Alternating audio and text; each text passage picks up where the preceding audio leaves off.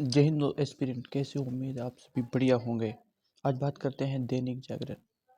दैनिक जागरण जो भी एस्पिरेंट होता है उन सभी के लिए बहुत ही यूज़फुल होता है ये न्यूज़पेपर, ठीक है। और द हिंदू हिंदू भी बहुत इम्पोर्टेंट होता है। लेकिन आज बात करते हैं द दैनिक जागरण में जितनी भी खबर हैं उन सभी को एक लाइन में देखते हुए हम सभी का एनालिसिस करेंगे।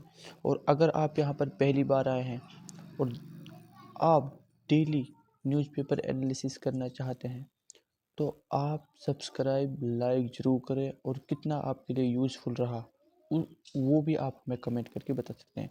तो चलिए सबसे पहले खबर की बात करते हैं। केंद्रीय कर्मचारियों से लेकर किसानों तक के लिए दोहरी दिवाली, यानी क्या कहा है ये देखते हैं। आयकर सीमा बढ़ाकर 12 लाख करने और जीएसटी कटौती के बाद सरकार लोगों की क्रय शक्ति बढ़ाने के लिए लगातार कदम उठा रही है। प्रधानमंत्री नरेंद्र मोदी ने जीएसटी कटौती के संदर्भ में कहा था कि इस दिवाली और छठ पूजा से पहले खुशियों का डबल धमाका होगा। जी हाँ, इसी क्रम में दिवाली से पहले केंद्रीय कर्मचारियों और पेंशन भोगियों की महंगाई भत्ता बढ़ाने के साथ ही रबी फसल पर एमएसपी में बढ़ोतरी कर दी गई है। एमएसपी यानी मिनिमम सपोर्ट प्राइस। जितनी भी फसल है उनको एमएसपी के द्वारा उनमें बढ़ाया गया है। किसने कहा है? कैबिनेट के निर्णयों की जानकारी देते हुए केंद्रीय मंत्री अश्विनी वैष्णव ने यह बात कही है, ठीक है। चलिए दूसरी खबर। गेहूं के एमएसपी में प्रति क्विंटल 160 रुपये की वृद्धि, यानी एक क्विंटल में 160 रुपये का मुनाफा किसानों को देखने को मिलेगा। देखो यहाँ पर दिया भी गया है रबी फसलों का नया एमएसपी सीजन 2026 और 27। फसल पुराना एमएसपी है ना, गेहूं 2425, नया एमएसपी है 2585, जो कि 160 रुपये की बढ़ोतरी आपको इसमें देख सकते हैं, ठीक है। तो चलिए दूसरी खबर की तरफ चलते हैं।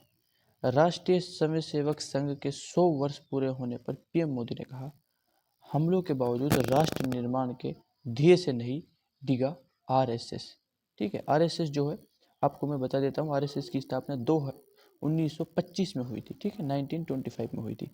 राष्ट्रीय स्वयंसेवक संघ आरएसएस के 100 वर्ष पूरे होने पर प्रधानमंत्री नरेंद्र मोदी ने उसको विरुद्ध हुई साजिशों और हमलों को याद करते हुए राष्ट्र निर्माण में अहम भूमिका की तारीफ की। उन्होंने कहा कि इन हमलों के बावजूद आरएसएस राष्ट्र निर्माण के ध्येय से नहीं डिगा। प्रधानमंत्री ने आरएसएस को अनादि राष्ट्र चेतना का पुण्य अवतार बताया, जो समय समय पर उस युग की चुनौतियों का सामना करने के लिए नए नए अवसरों में प्रकट होती रही है।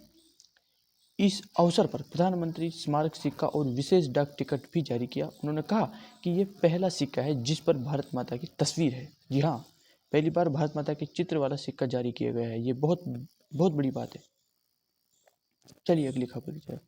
डीजीसीए की रैंकिंग में किसी भी उड़ान प्रशिक्षण संगठन को शीर्ष रेटिंग नहीं, यानी डीजीसीए क्या होता है? General director general civil aviation, यानी जो फ्लाइट वगैरह होती है, जो एयरलाइंस होती हैं, वो सभी का जो लेखा जोखा करती है वो डीजीसीए द्वारा किया जाता है, ठीक है। अहमदाबाद में हुए एयर इंडिया के विमान हादसे के बाद विमानन सुरक्षा को लेकर उठते सवालों के बीच नागरिक उड्डयन महानिदेशालय डीजीसीए ने देश में उड़ान प्रशिक्षण संगठन एफटीओ की अपनी पहली रैंकिंग जारी की है। सूची में शामिल 35 एफटीओ में से कोई भी A+ और A जैसी शीर्ष रेटिंग हासिल नहीं कर पाया, और 13 एफटीओ को बी और 22 को सी रैंकिंग मिली है। एफटीओ पायलट और अन्य विमानन पेशेवर को प्रशिक्षण प्रदान करता है। 4 श्रेणियों के अंतर्गत एफटीए का मूल्यांकन करने में परिचालन पहलुओं, एफटीओ के प्रदर्शन, सुरक्षा मानकों और अनुपालन के मानकों, छात्रों को दी जाने वाली सहायता को ध्यान में रखा गया है। जी हाँ, चलिए अगली खबर की तरफ रुख करते हैं। इस खबर को देखते हैं, मुझे इम्पोर्टेंट लग रही है। शटडाउन की चपेट में आया अमेरिका, सरकार हुई ठप। जी हाँ, यूएस से अमेरिका की बात करते हैं। विगत 6 वर्षों में पहली बार अमेरिकी सरकार आधिकारिक तौर पर ठप हो गई। ये स्थिति तब उत्पन्न हुई जब अमेरिका कांग्रेस में रिपब्लिक और डेमोक्रेट्स अस्थायी फंडिंग बिल पर सहमति बनाने में विफल रहे। हाँ, राष्ट्रपति डोनाल्ड ट्रंप और कांग्रेस द्वारा बुधवार को समय सीमा तक सरकारी कार्यक्रमों और सेवाओं को चालू रखने के लिए कोई समझौता न कर पाने के बाद सरकारी शटडाउन की चपेट में आया। अमेरिका अनिश्चितता के एक नए दौर का सामना कर रहा है। लगभग 7.5 लाख संघीय कर्मियों को छुट्टी पर भेजे जाने की आशंका है, जिनमें से कुछ को ट्रंप प्रशासन द्वारा बर्खास्त भी किया जा सकता है। ये ट्रंप के द्वारा उठाए गए कदम हैं। जो आरबीआई की बात करते हैं, ये आरबीआई के ऊपर भी एक खबर छपी है, इसको देखते हैं। आरबीआई ने विकास दर का अनुमान बढ़ाकर 6.8% किया। जीएसटी दर, जीएसटी क्या होती है आप सभी को पता होगा। जीएसटी दरों में कटौती और बेहतर मानसून की बदौलत चालू की वित्त वर्ष 2025-26 में भारतीय अर्थव्यवस्था की मजबूती कायम रहेगी। गुड एंड सर्विस टैक्स, ठीक है, जीएसटी जो होती है। चलिए अगली खबर की तरफ रुख करते हैं। दुष्कर्म मामले में हर पाँच में से 4 आरोपित हो जाते हैं बरी। ये बहुत बड़ी खबर है, ये देखते हैं।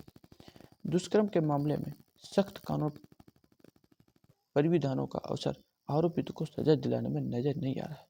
राष्ट्रीय अपराध रिकॉर्ड ब्यूरो एनसीआरबी के आंकड़े इस बात की गवाही देते हैं। हाल ही में जारी 2023 के आंकड़ों के अनुसार दुष्कर्म के मामले में हर 5 में से 4 आरोपित बरी हो जाते हैं, यानी सिर्फ एक को ही सजा मिलती है। अपहरण के मामलों में भी यही स्थिति देखने को मिलती है। दंगों के मामले में भी स्थिति खराब है और हर 6 में से केवल एक आरोपी को ही सजा मिली। हत्या के मामले की बात करें तो इसमें भी 3 में से एक आरोपित को ही दोषी ठहराते हुए सजा सुनाई गई।